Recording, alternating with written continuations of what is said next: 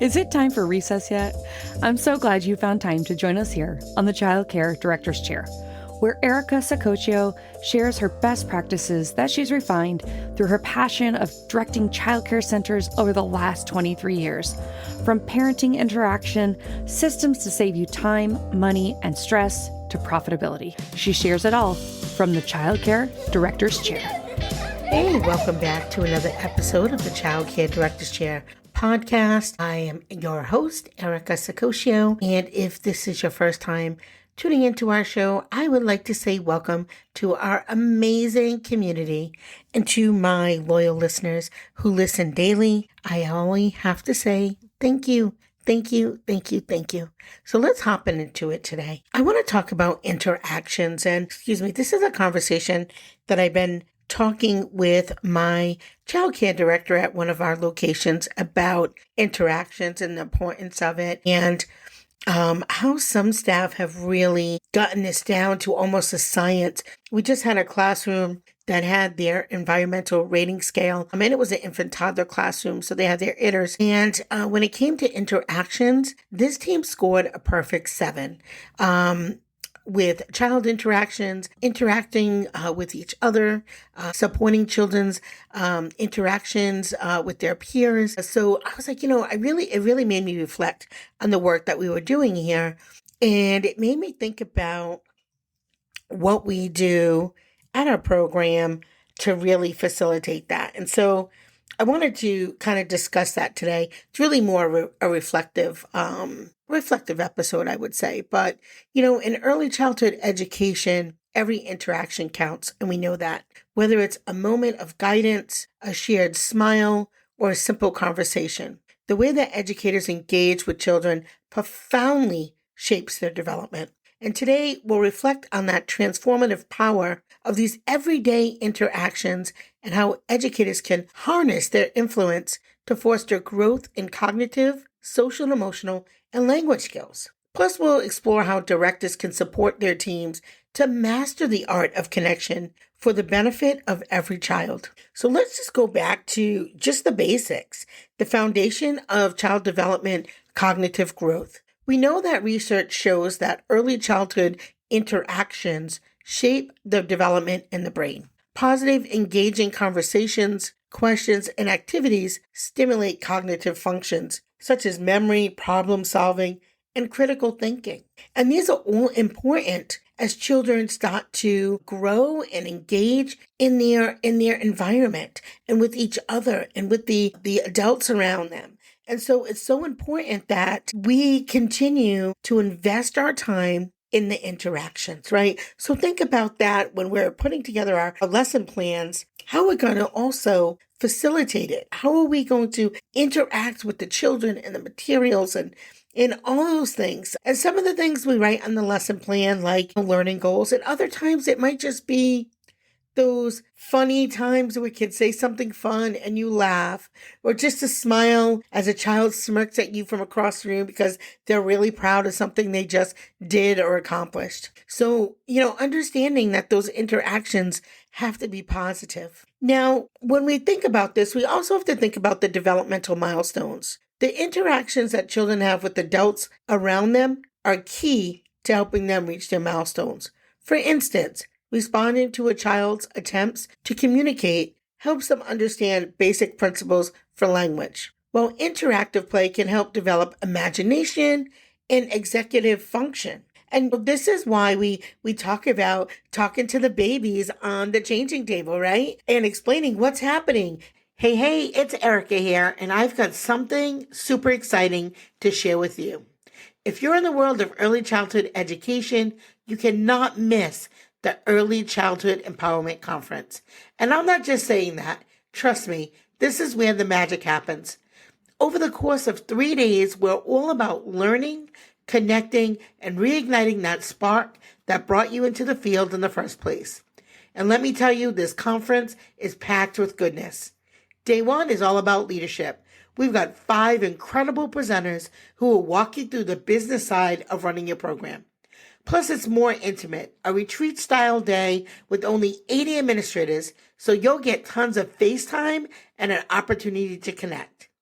And to close out the day, a fun, hilarious comedy show and dinner with Jay Yoder from the Board Teacher Comedy Tour. He graces the stages all over the country. Day 2 is a day full-blown conference with 50 vendors, 14 amazing speakers, plus 2, not 1, but 2 keynote addresses that will leave your head full of fresh ideas. Oh, and did I mention, you can also get a free professional headshot. You can even hop on an ECE podcast and share your expertise with the world. So much fun packed into one day. And then day 3, you get to relax. We're heading over to Urban Sweat, where you can treat yourself however you want. Whether you want to unwind in a Himalayan salt cave, you want to get into a yoga class, or just enjoy a relaxing massage, you will leave totally recharged. You can book your services directly with Rafa and pick exactly what you need. So are you in? Don't miss out 3 days of empowerment, inspiration, and just pure connection with your ECE community. I can't wait to see you there. So let's do this. Links below. See you soon. I'm changing your diaper. When the wipe is, this wipe might be cold, or, oh, this is chilly. We're washing our hands, right? Using all of that language during daily routines really can make a big difference.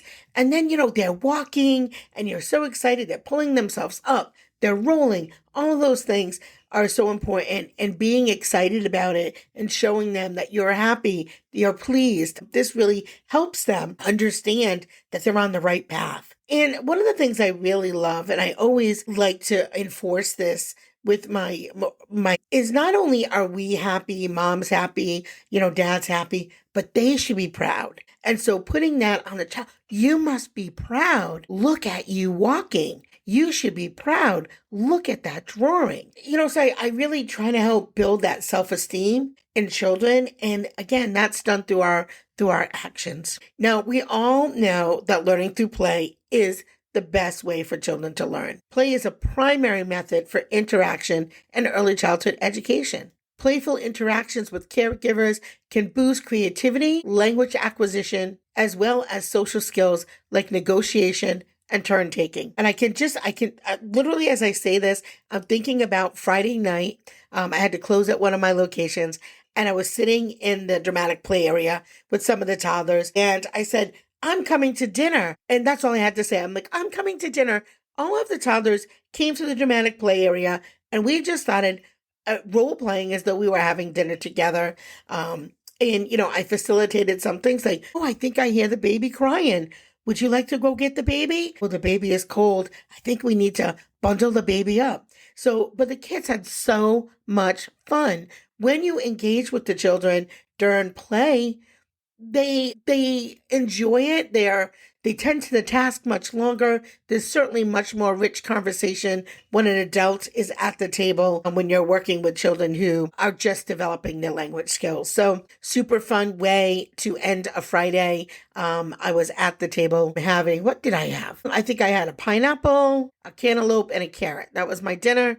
That was so graciously cooked for me by Cooper. And, and I think when we're doing those types of activities, just thinking about the social and emotional growth and emotional regulation that happens through supportive interactions, children learn how to manage and express their emotions in healthy ways. When educators model calmness, patience, and empathy, children begin to regulate their feelings and understand emotional cues. And right at that table, there were times where there wasn't enough room at the table, so we had to take some cues and make a little space for the next friend to join us, because truly the whole class ended up in that one area because they were very excited that I came over for dinner. Typically, there wasn't that many children in that space, but we made an exception. So, just being able to stay calm, say, can we make some space for our friend? Do you like to join us at the table? Because if not, that could have went awry. And self-concept and confidence. Boy, I love confidence. I don't know how somebody must have instilled that in me at a very young age, because I have more confidence than any one person should. And it's a great thing and it has served me well throughout my life. And it's something that I feel has really helped me throughout my whole time in school. And then as a young adult, and now as an adult, senior adult at this point. But, that self-concept of I can do great things is so important to instill in kids. Those positive interactions, especially those that encourage problem solving and affirmation. In helping children build that self-esteem, teachers who acknowledge effort and praise progress foster a growth mindset. And that's something I try to instill in all of my students and honestly, all of the adults around me too. I think it's so important to really support everybody, no matter the age. I think it's just really important. And think about too, and I know we're talking about kids, but think about too that new parent who might be at your program. And, maybe this is their first time having a kid. Lots of times they ask you questions. They're not sure if they're doing it right. They have questions about feeding and diaper changes and all the things. So helping instill some confidence to those new parents too is really, really helpful. Just like on a side note, I think it's important to note there. And empathy and perspective. By observing how caregivers interact with others, children develop empathy and the ability to understand other person's feelings or other viewpoints. And that's really hard depending on the age of the child. But this helps form a foundation for social skills and compassion. And I think the whole world can use a lot more empathy or try to understand other people's perspectives. So why not start down with our children? Because these are skills that they will use throughout their lifetime. But I think, these interactions really help form a child, and it needs to be consistent. For us, our average retention is 5 to 8 years. I need this to happen in all of my classrooms. Like, it's really great if you have a few teachers who are super proficient, but what happens if you have a student that's in a classroom and all year they're getting positive interactions. Their brain is getting fed with wonderful messages and great language. And then they go to the next room and that isn't happening, right? Do they regress? Do they not move forward? So it's really difficult. So as the director, you really have to help your staff understand why this is so important. Language development, responsive communication, when caregivers engage and serve and return interactions, such as responding to a child's babbling or gestures. They simulate natural conversations and natural connections that support language development. And of course, conversations include new words. We expand their vocabulary. I know they were talking about mist. Last week, we've had a lot of rain and the weather's been warm and then cold and the snow when it gets rained on and then it's warm. We get a lot of fog and mist in the air. And so they were talking about that and they were learning new words in the pre-K room. So, those rich conversations, they include new words, explanations. They help expand children's vocabularies, interactive activities like storytelling and rhyming games and book reading promote language acquisition, and also pragmatic language skills. Children not only learn vocabulary and grammar, but they also learn how to use language in appropriate and different social contexts, like asking for help or expressing gratitude. So this is why it's so important too, because they're watching your tone and your body language, right? Because we know that social cues are taken from the environment and those around us. And so we want to make sure that it's appropriate. And quality over quantity for interactions. Quality interactions are about being fully present and engaged with children. Directors can train staff to ensure that the interactions are purposeful rather than just filling up the silence, right?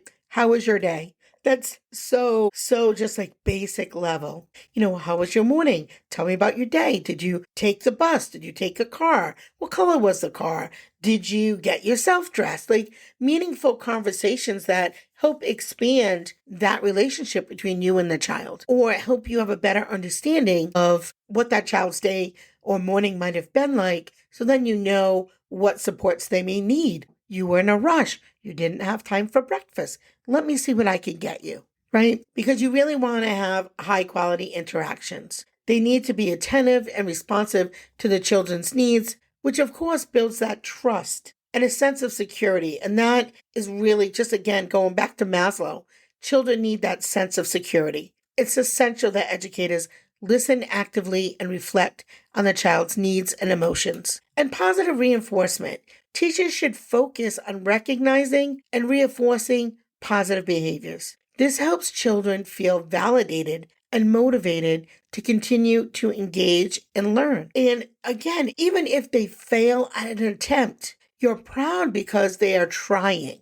And as they continue to try, we know they will eventually make progress and succeed. Now, the role of educators as models, we know that we need to serve as role models for children in every aspect of interactions, including language use, emotional regulation, and social behaviors. So think about the language that you're using with your coworkers, because children are listening to what you're talking about.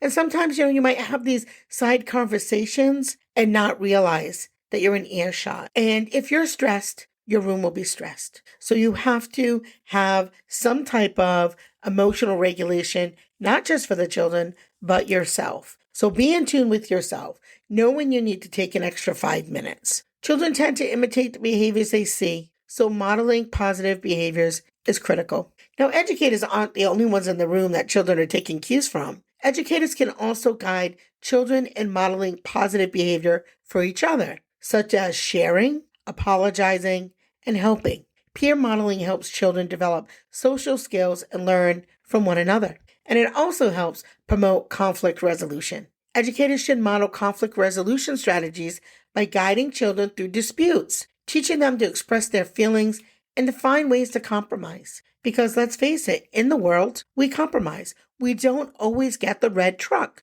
We sometimes have to wait our turn. Or sometimes a friend will wait their turn and give you the red truck. But these are skills that we need to help children with conflict resolution. Because we know at younger ages, if they don't have the vocabulary, they will sometimes resort to hitting, biting, tantrums. So the more skills we give our children, the more equipped they are going to be to have positive interactions with each other. And we want to build trust and security and safe attachments. When we're responsive and we have responsive interactions, it helps children form secure attachments with their caregivers.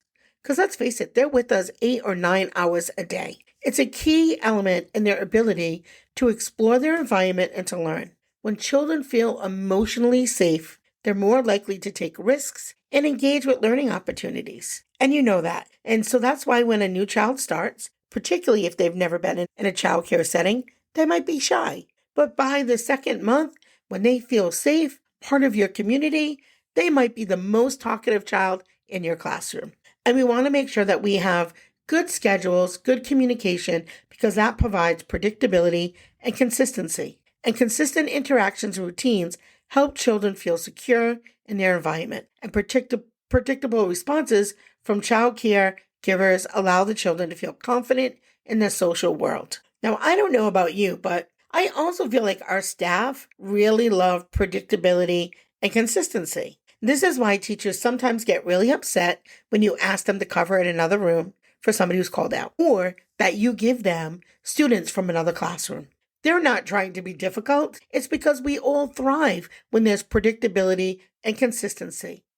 Now, I know you might be saying, well, Erica, we also need flexibility. And that's true. We do. On occasion, yes, we can be flexible and pivot when we need to. But honestly, we know the best programming provides consistency for the children and for the staff. We also want to foster autonomy. And we know that secure interactions help children feel empowered to make choices, to take initiative. Educators can offer appropriate autonomy through guided decision-making process. Giving choices, always giving choices. And that's what's great about having a play-based program, because most of your day, the children are making choices other than daily care type of things. And even that, if you've built your center to really truly be child directed, even that may be something that the children decide when they're going to eat their lunch, when they're going to take their nap, those types of things. And you want to foster positive peer relationships and building friendships. And that's particularly important in the preschool ages because they really, really care at that point about who their best friend is. As you know, right? You're not my best friend. That's me saying I'm disappointed in the conversation that we're having. I'm disappointed that you didn't let me have the red truck. Encouraging group play, team activities, and collaborative problem solving provides children with opportunities to practice cooperation and develop friendships. Conflict as learning opportunities, because again, we know in the real world, sometimes there's going to be disagreements. And disagreements and conflicts between peers, they're inevitable. But we can use them as teachable moments, and educators can guide children in resolving disputes by encouraging respectful communication and navigation. The other thing when we're having interactions with children, we want to make sure that we are culturally sensitive. Children learn with respect and learn to respect differences in peers, such as cultural and family backgrounds, through respectful and inclusive interactions. And directors can encourage staff to create inclusive environments that celebrate diversity. And this really does start at the upper levels. And supporting cultural understanding and inclusive communication. Interactions that acknowledge and respect different cultural perspectives. That fosters children's understanding for diversity. Teachers need to be mindful of using language and activities that reflect and honor various cultures. And I think when we do that, we become globally aware. Engaging children in conversations about different cultures, traditions, and perspectives through storytelling, games, or community involvement, it helps broaden their worldview. And I think that that's so important. It's something that we really strive to do here in our program. And when we do that, it also helps build respect. By modeling respect in our interactions with children and families from diverse backgrounds, educators foster an environment where inclusivity is a core value. And at our program, I know for those of you who listen, it's family, community, passion for teaching, and professionalism. And so I thought that, this really was a great topic to talk about today. And you want to have interactive learning and engaging learning activities like circle time. It should be interactive. Collaborative art projects, hands-on learning experiences. These deepen children's understandings of concepts. And active participation encourages children to be part of the learning process and how they process information and learn through doing, because we know hands-on is the quickest way to learn. Inquiry-based learning. As educators can promote inquiry-based learning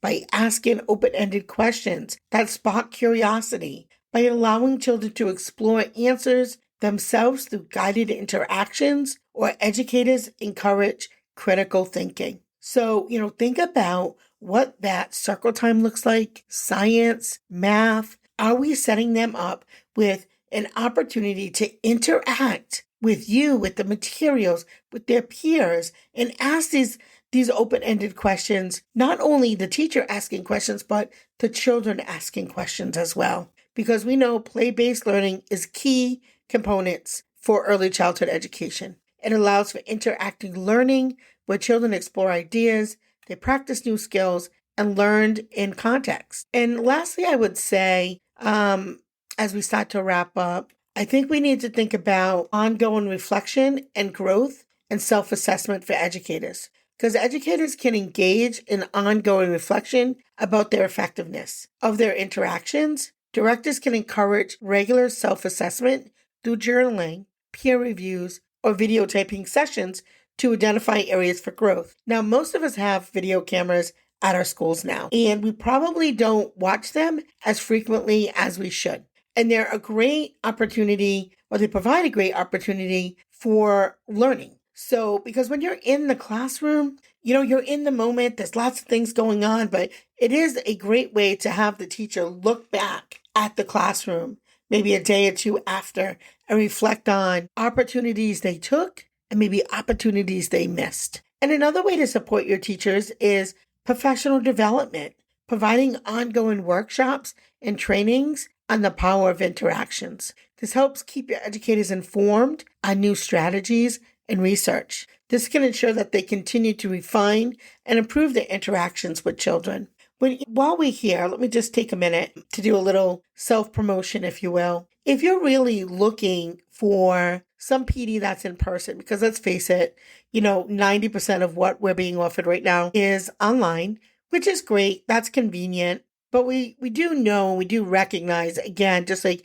with children, interacting with folks, not just the material, but interacting with other educators, having meaningful conversations, asking questions, being with an expert or facilitator in those conversations really is so much more in depth than you would ever get from reading a book, or honestly even listening to a podcast. So we want to think about how can we bring these types of conversations to our educators. And so with that, if you are, and I know I have listeners everywhere, but if you live in Rhode Island, Massachusetts, or Connecticut, and you're not getting tickets to the Early Childhood Empowerment Conference, you're missing out. It's May 2nd through the 4th. There are 16 workshops to pick from on day 2. There are 2 keynotes. There's a full conference with vendors, fun activities, raffles, door prizes, live podcast sensations, lots of stuff going on. But most importantly is that collaboration and working together, talking about what works in our classrooms, what doesn't. So, if interactions are so important for children, aren't they important for the adults as well? And so what I'd like to do for our listeners, and I'm going to put a link below, what I really love to do for our listeners is if you can get out to Rhode Island, right? And I know so many of you listen from far, far away, and many of you have messaged me and said you're coming. Florida, Alabama, Texas, New York. I see your ticket sales coming in, and I appreciate you wholeheartedly. For those of you who live in Rhode Island, and you don't have a ticket to this conference, you're really, really, really, you're missing out and doing a disservice to your team. Also, on Friday, there's the Leadership Day, which we would love to have you. You can get a 3-day ticket for $189. That will get you in on Friday, Saturday, and Sunday. And right now, if you buy yourself a leadership ticket, you get 2 tickets for your teachers for Saturday. So you're going to get 3 tickets for that $189. One for you for the full 3 days, and then 2 tickets for your teaching team to come on Saturday. That's a ridiculous deal, and not one that I think you can get anywhere. So just something to think about. Again, I think interactions are so important in our field, in our industry. It's how we fill ourselves up. It's how we fill up the children, and it's also how we fill our own cups up with, interacting with each other. So that's one way, certainly, is that professional development. Also, feedback loops, encouraging open feedback loops between your staff, directors, and parents.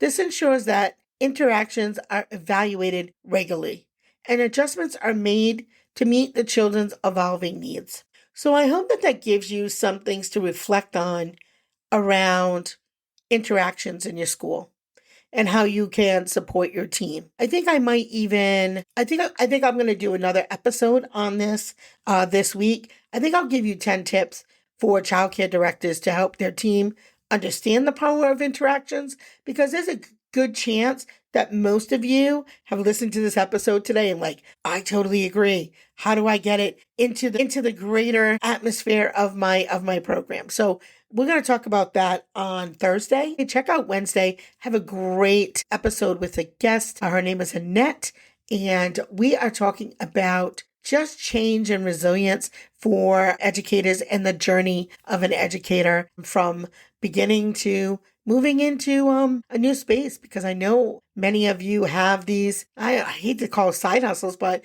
are doing other things outside of the classroom to use your skills to teach children and the greater community. So that's a great episode that we have for you on Wednesday and Thursday. Be sure to come back. We're going to talk about 10 tips for early childhood directors to help their team understand the power of interactions. Well, all the cute little kiddos have been picked up and it's time to go home. And that'll do it for another episode of the Child Care Director's Chair. Please leave a review so Erica knows the information is helping you to manage and improve your childcare centers. Remember to subscribe to get the latest episode from Erica's Child Care Director's Chair.